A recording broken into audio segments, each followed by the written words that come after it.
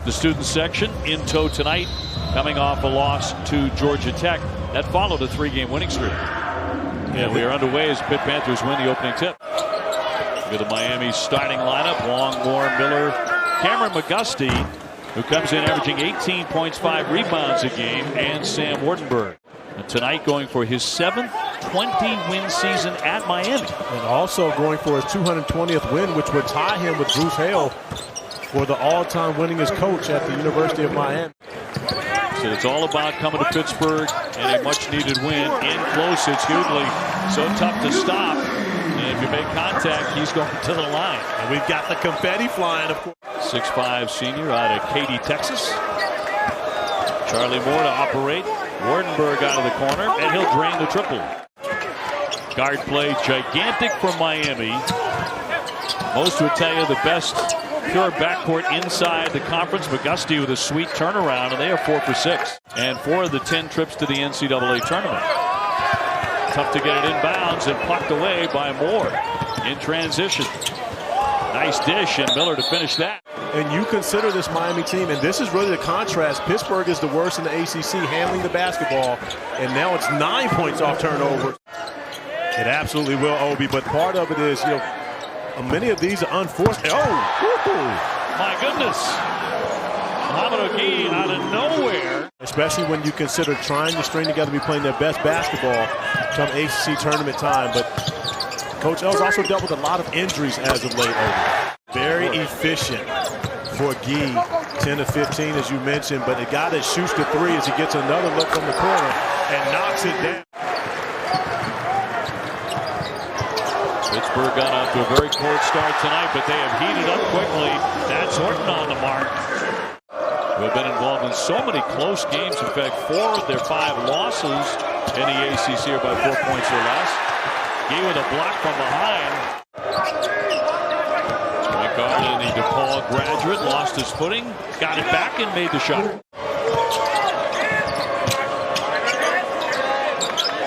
Up top for Moore. A step-back shot, and drills it. They've been so good on the road. They're 7-2 on the road, same as Auburn. Pull up there, drained by Burton, the 6'4" senior. But unable to finish it, and right now, Miami's starting to find a little more of that rhythm offensively we saw from the start of the game with. Long. And a tip up and in by Jordan Miller. Waardenburg does a lot of the little things. A lot of their offense functions through him, doesn't it? Yeah, Jeff Capel was very concerned about him, and you see another beautiful find. But a great block by Burton to take away the dunk from Bensley Joseph. And look at the block, the beautiful find from Waardenburg. But Burton doing a great job coming from behind, taking that away. And Bensley had mean intentions with that, Obi. Determined to get past Moore and made the shot. Those two going toe-to-toe. Horton wants to drive it all the way, and the teardrop will fall for him. Graduate student, how they would love to have him back next year. Absolutely. That's where you want to see a guy have an opportunity for a 6th year, just like this guy in his 6th year has truly taken advantage. Well, they listed at 5'11". Generous. He was part of the reason that was picked off. McGusty airborne, made the shot, and he'll be headed to the line. Odekali taking on Moore. Horton goes airborne again. Rebound's going to be tipped, and that's going to drop in. That was John Hughley. You see Hughley showing off his strength in the paint. One of the top rebounders in the ACC, especially on the offensive glass. Coach Larinaga was asking you at shoot-around today. Nice move again by McGusty. He has definitely changed his body. He's gotten into great shape, but there's a lot of muscle in that 260 to 280 range. Right. Odekali finishing that one and takes the foul. Waardenburg won't shoot it. Shot clock at 9. Here's McGusty, will lift that one and knock it down from 3-point line. Odekali's got to get a shot in the air. He does from 17, following his own miss. On the baseline, Hughley knows what to do with it. A really strong game against Virginia last time out, 15 points and 6 rebounds. Hughley wants the jumper and knocks that down. Miller back out to Wooga Poplar. Makes a nice pass on the baseline. And a nice shot as well by Anthony Walker using his 6'9". Uga Poplar into the game. Actual first name is Nicene, and my goodness. My goodness is correct. When Anthony Walker's on the floor, because something like this just might happen. A highlight factory, and you see Walker excited about his own work, and he should be when he's looking eye to eye with the rim. Jim Larrañaga has to be comfortable with the basketball in each of their hands. Moore for the corner. McGusty, yes, he drills a three. They're guarded by Ezi Okuda. Now Moore turning, firing a line driver, and that's going to drop in right before the horn. And Miami goes into that locker room leading by 20 over Pitt. He with a bounce speed, nicely done for two, and Hughley knows exactly what to do. Miller taking Hughley all the way down the swing. Here's Moore. Lays it off for Waardenburg and makes the shot, and he'll be at the line.